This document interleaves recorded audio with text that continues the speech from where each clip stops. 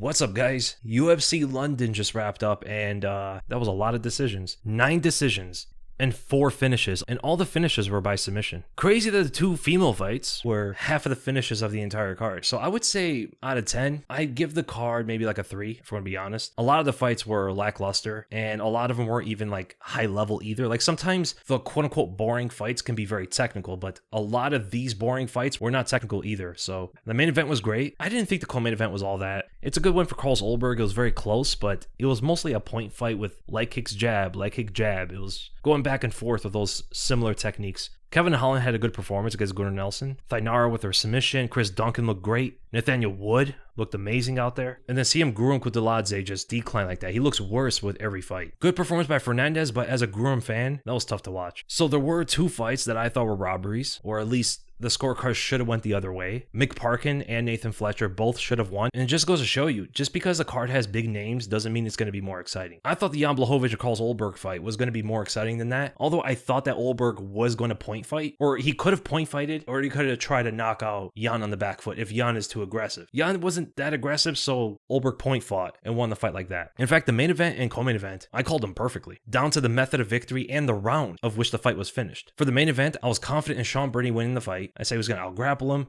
I'll wrestle him, land shots in the stand-up, and finish him in the 4th round with a submission. And for Carlos Ulberg, I called a decision win. So those are really good picks. Anyone who bet on those picks, congratulations, because the rest of the card, I did not do great. And in fact, I don't think a lot of people did good on this card because so many underdogs won. There was those 2 robberies as well. So the underdogs that won, Kevin Holland, Chris Duncan was a huge underdog. Nathaniel Wood, Chris Padilla, Marcin Tybura, Caolan Loughran, and Count Fernandez was a huge underdog as well. All of those guys won. Most of the fights on the card had an underdog winning. So it might have not been the most exciting for a fan, but this was a great card for any bettor who was going with the underdogs. And let's start with the main event. Sean Brady dominates Leon Edwards, submits him in the 4th round, exactly how I predicted the fight. 4th round submission. Brady will be outstriking him, out-grappling him. Honestly, I think he did dominate him more than I thought he would. But amazing win for Sean Brady. Dude, so many people were telling me, Weasel, why do you always glaze Brady? Like, why are you the only one who does it? I understand how good this guy is. People overlook the Gilbert Burns performance. People don't know how his style matches up with the other welterweights. As I said, Sean Brady is the 2nd best welterweight in the world, only behind Belal. People underestimate Belal way too much, and they underestimate Sean Brady way too much. I thought that was a masterclass of grappling right there. You're not going to see a lot of better grappling performances than that, you know? That was high-level grappling at its peak. Domination on the ground. Constantly landing ground and pound shots. Getting those takedowns very easily. Excellent execution of the takedowns.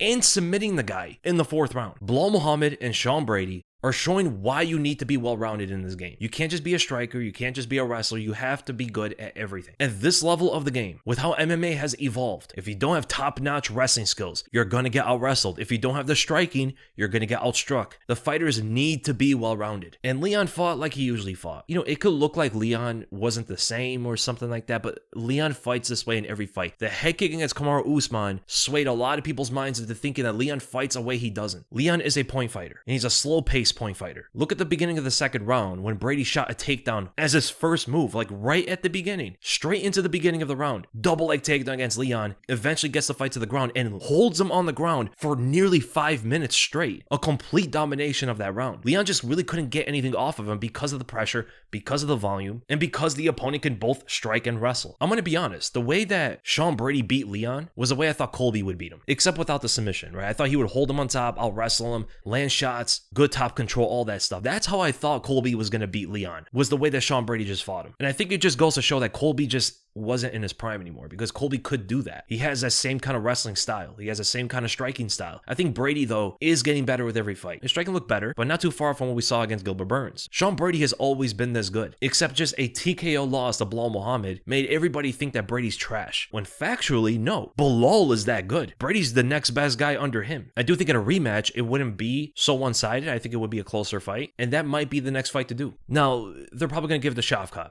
right? As Blal still has to fight Jack Della. But, I mean, let's be honest here, man. Who has the bigger wins? Who is Shavkat Rakhmonov's biggest win? It's Ian Gary on short notice. And he went to a decision with him. He got taken down, had his back taken in the fight too in the 5th round. Sean Brady just submitted Leon Edwards and dominated him the entire fight. If there's a fighter you give a title shot, I think it's Sean Brady. You can't deny the win streak he's on. Shavkat is undefeated. He has a longer win streak, but he didn't beat anybody on the level of Leon. Leon was the number 1 ranked welterweight in the world, the number 1 contender. Sean Brady dominated him and submitted him. And he was on short notice too. It was supposed to be Jack Della fighting Leon. Shavkat fights Ian Gary on short notice, wasn't nearly as dominant, didn't finish the fight, and it's against a guy who wasn't even in the top 5, right? That's his biggest win. The other guys are Jeff Neal, Stephen Thompson. The division moves on. Other fighters are going to get bigger wins. Now, by principle, maybe they just give it to Shavkat because that was the original guy. I understand that. But if you just look at who deserves it more, right? Who deserves a title shot off of their wins right now is Sean Brady. So I think you do Sean Brady versus the winner of Belal Muhammad and Jack Della Maddalena. If Shavkat gets a title shot, then you do Sean Brady versus maybe against Joaquin Buckley. But if he gets a title shot, then you do Shavkat versus Joaquin Buckley. And as for Leon Edwards, I think the fight to do next is him and Ian Gary. And then Carlos Ulberg defeats Jan Blachowicz by unanimous decision. I was surprised it wasn't split, but it was close, right? It could have went either way. But as I thought, Carlos Ulberg was going to point fight more, not get into a brawl, not exchange as much. If Jan runs forward, then maybe throw some counter punches. But there were times where Jan did move forward and Ulberg would escape away from the fence instead of engaging with his counter shots. Like there was that one time where he ran away from the fence to circle out to the center. But Jan looked good, especially for someone who hasn't fought in over 2 years. He had the surgeries. He's 42. He looks solid. His light kicks were very powerful. He landed a few good jabs. They were kind of just going back and forth with kicks for most of it. Jan had the more powerful light kicks, letting him to the outside, whereas Ulberg was going to the inside light kick, as it seemed like Jan wasn't checking those as much. If you remember from the Adesanya fight, who Ulberg trains with, Adesanya was throwing a lot of outside light kicks, which were getting checked. And I think that may be a reason why Ulberg went to the inside light kick instead. He wasn't throwing them with as much power, but he was just trying to land a lot, right? He was trying to rack up on points there. The only thing I was surprised by was Jan Blachowicz not wrestling as much, because that was a big thing for him against Adesanya. In this, he mostly fought a kickboxing match, and he only shot one takedown, and that was in the 3rd round. I think the wrestling would have helped him, and maybe turning the tides of the scorecards, because it was very, very close. Like a few takedowns and some ground and pound shots or something like that may have swayed the fight to the other side. Any big moment would have changed that fight, but it's a good win for Carlos Ulberg. He wanted a title shot, which I don't think he's going to get, because Uncle Live is going to be fighting Alex again. And in the meantime, maybe even on the same card, they could do Yuri Prochazka versus Carlos Ulberg. That is the fight to make. And especially because he won by a split decision, right? He didn't dominate Jan. If he dominated or knocked Jan out, that would have been different, but because it was a very close fight, the fight with Yuri makes a lot more sense now. And the winner of that should get a title shot. And as for Jan Blachowicz, he's obviously not going to be fighting that much longer. He might have several fights left, but maybe they could do the rematch with Rakic. Their first fight together was good, and Rakic got injured. So they could run that fight back, or they could do the winner of Jamal Hill and Khalil Roundtree. Either of those fights would be great. Then Kevin Holland defeats Gunnar Nelson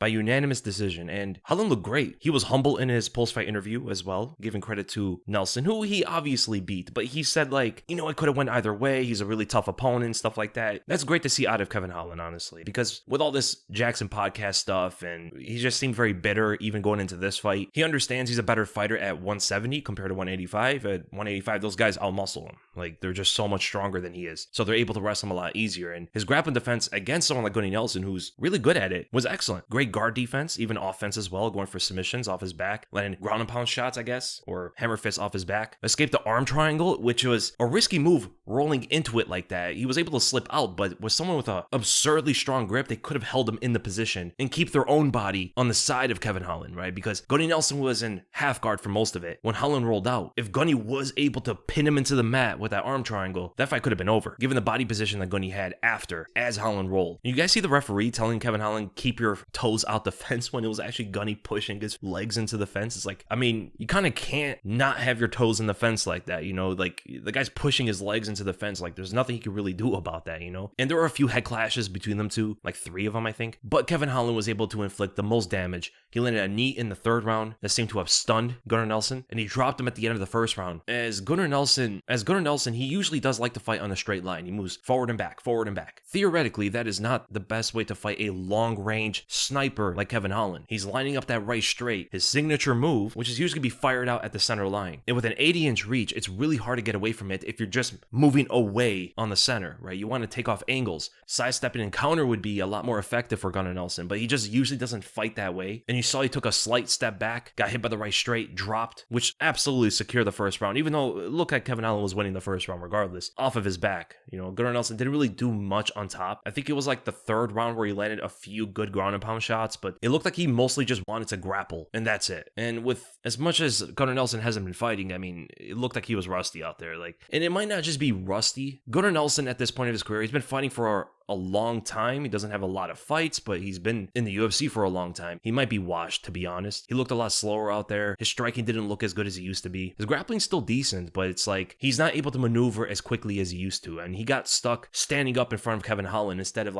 in the more dominant positions that he's usually able to get. He did get the full mount in the third, and that's how he was able to get the arm triangle. So you do see that same kind of technique that he always had. He's still dangerous if he's able to get those positions, but those positions don't come too often for him anymore. Now, that could be also because his opponents now are better than they used to be, right? Kevin Holland's grappling is not bad, especially at welterweight. We saw that when he fought Michael Chiesa, for an example. He was able to stuff the takedowns and finish him on the ground. And it's just when he's fighting these middleweights that he can't really do much when he's under them. Because Kevin Holland's not a big guy. He's long and lanky, but he's not heavy, right? He seems like he weighs at 190 something pounds, maybe 180 something pounds, which is very small for the middleweight division. Those guys at middleweight are walking around 210, 220. But at welterweight, where he's around the same size as the other guys, he's able to fight with some of his strength, combining that with his own technique as well, which is really good. I mean, he is a black belt, but I don't know if Islam would agree with the black belt, but that's the only guy that matters when it comes to rating black belts at this point. But he's been training Brazilian Jiu-Jitsu for a long time, right? He is a black belt, and I don't know who you give him next. I mean, he is open to fight at middleweight still, but it has to be against a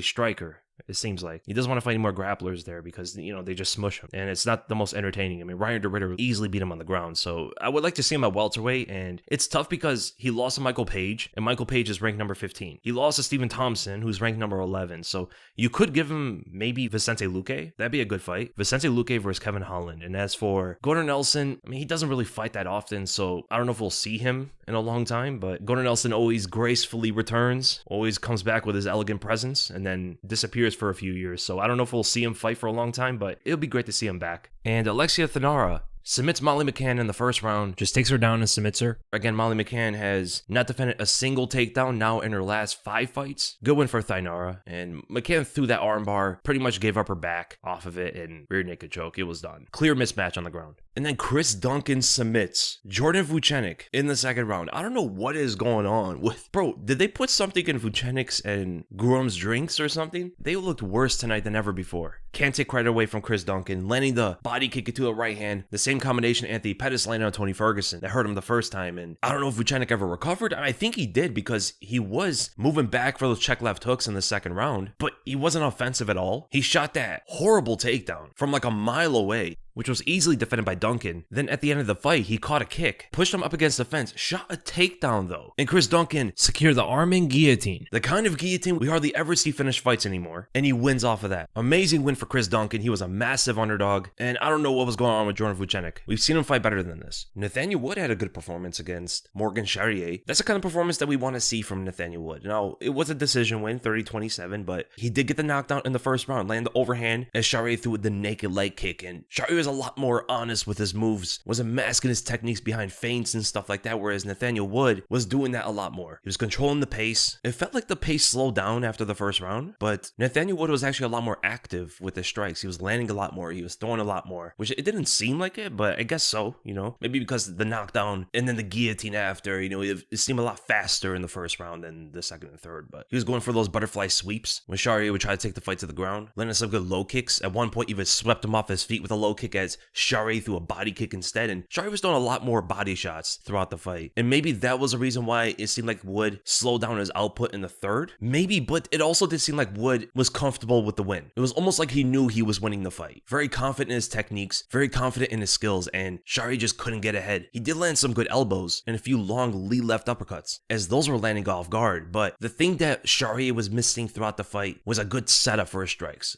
His strikes were good when he threw them out there, but at this level of the game, the execution needs to have a good setup as well. Nathaniel Wood had that for his side, but Charriere not so much. And to be walking his bigger opponent down in the third round like that, I mean, Almost the entire round, Charriere was up against the fence. It's very impressive for Nathaniel Wood. So good performance. Of course, just like all the other fights on the card, it would be great to see a finish, but Wood just gets better with every fight. We would love to see Nathaniel Wood in the top 15, going up against the best fighters in the world. But then again, who knows? Because we all thought Grum Kuthaladze was going to be something. I mean, this guy literally beat Mateusz Gamrot, and he just looks worse in every fight. Doesn't make sense, but... And maybe they can give him Dan Ige. That'd be a good fight. I mean, he is on a win streak. He beat Andrey Fili, who's usually just outside the top 15. And now he beat Morgan Charriere, who's probably also outside the top 15 as well. So, I mean, they'll be like top 20, these guys. And he's beating them. Then Chris Padilla defeats Jai Herbert by a split decision in one of the more boring fights of the card. I mean, like, nothing really happened in the first 2 rounds. Jai Herbert picked up the pace in the third, but he did get stunned by the left elbow. He did cut up Padilla, won the third round. The scorecards are actually in agreement that Padilla won the first round, Herbert won the third round. It was a second round that was up for debate. And nothing really much happened in that round, so it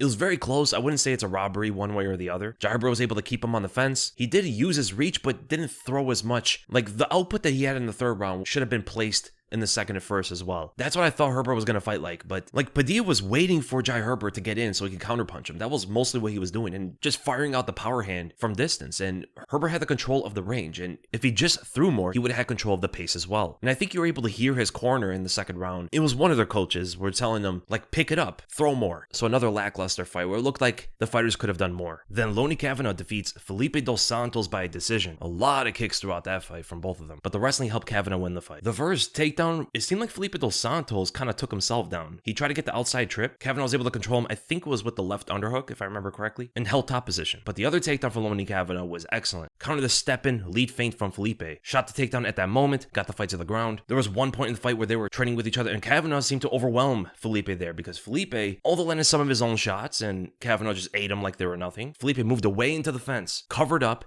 and then shot a takedown right after. He wanted to get out of that exchange, into the wrestling, and of course, Kavanagh was able to defend the takedown. He's very explosive, man, and looking for the finish in that sequence. Felipe tried to get a guillotine at one point. Although the fight was decent, usually come out there, throwing more power shots, getting those kind of exchanges a lot more often, but it seemed like in this fight, they were avoiding the risk of getting knocked out, and kept the fight in kicking range for the most part, but it was a good one for Lonnie Kavanagh. And then we go to Marcin Tybura defeating Mick Parkin by a decision, and I thought the first round went to Mick Parkin. Although Marcin Tybura did get a takedown, he didn't do anything with it, and according to the rules, you have to establish an attack after taking the opponent to the ground for it to count, which he didn't do. He just took him down, landed into side control, and the round ended. Now, neither guy were really landing like huge shots or anything, but Mick Parkin was landing a lot more. He was landing more head strikes, more leg strikes. Tybura was attacking the body a lot more, but it wasn't really getting much of a reaction out of Parkin like that, right? He was moving away from a lot of those shots. Some of them were grazing. Tybura landed a few good punches to the head as well, but I thought the first round went to Mick Parkin. Then in the second round, Tybura landed a kick to the body, and Parkin grabbed it, took the fight to the ground, and started pulverizing him with ground and pound shots. Like, it was the closest a fight got to a stoppage throughout the entire fight, and by far the biggest moment of the second round especially. Tybura did go for a leg lock, but didn't get much off it. Parkin got another takedown, landed some ground and pound shots there too. Tybura was able to get up to his feet both times, which is impressive. So he scored the first 2 rounds to Mick Parkin. Then the third round was a lot closer. Tybura was landing some good left hands, and Parkin was landing his own shots, but Mick Parkin 100% won that fight. And it's crazy because now he's not undefeated anymore. That was a robbery, right? That wasn't a fight like Blachowicz versus Ulberg, where it could have went either way. Very, very close. This was like okay, it's a competitive fight, but there's obviously a winner here, and that's Mick Parkin. You give him the first and second rounds. The takedown might sway how people score it, the first round takedown for Tybura, but he didn't do anything with it. He literally didn't do anything with it. He got the takedown and landed in side control. He didn't transition into side control, right? He didn't work for the positions. He didn't land ground and pound shots. He didn't get submissions or anything, right? That shouldn't trump Mick Parkin's cumulative impact throughout that round. But for the next fights, you could do Marcin Tybura versus Waldo Cortez Acosta, and for sure Acosta is going to win. And then as for Mick Parkin, maybe do a fight between him and Kennedy or Shamil Gaziev.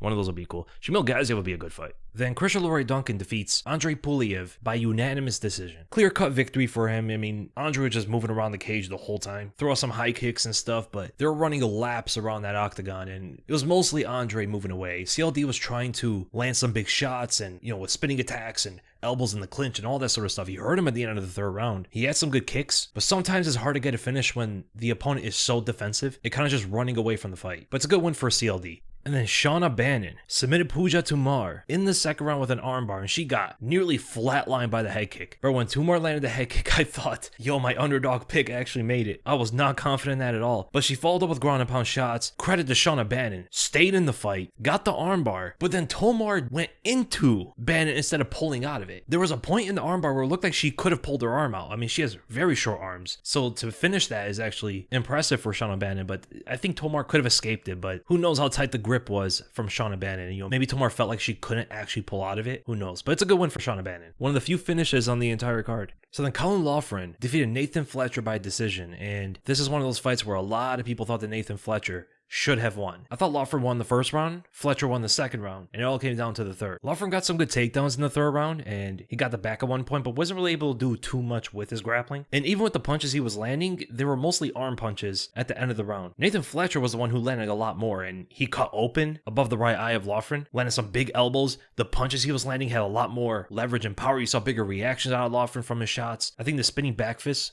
may have landed as well. For like the first half of the round, it seemed like Loughran was winning, but most of the damage happened at the end of the round from Nathan Fletcher. So I thought Fletcher should have won the fight, 29-28. It was a competitive fight, but 2 robberies on this card. It seems like every single card there's at least one. It's another pick of mine that he should have won the fight, and he didn't. And then we go to Guram Kutluladze versus Kyle Fernandez. I don't know what happened to Guram. This is a guy who beat Mateusz Gamrot in his UFC debut. He has so many hiatuses, didn't fight that much, and it just looks like he's gotten worse with every fight. Usually fighters get better because of how long this guy doesn't fight. He looks more rusty every time. He got out-grappled, out-wrestled, and out-struck by Fernandez. And he was one of the biggest favorites on the entire card. He was almost a 4-1 favorite against Fernandez. The thing is, yes, he has that big win against Gamrot. In his skills look, he has great skills. He's good in the striking and the wrestling. But aesthetics aren't everything, right? Guram and Leon, who are both, I guess you would say, aesthetic strikers, doesn't make them the most effective strikers, right? Sometimes even ugly technique can be superior. Just depends on how the fighters use them. Like Guram's stance is solid. He throws punches well.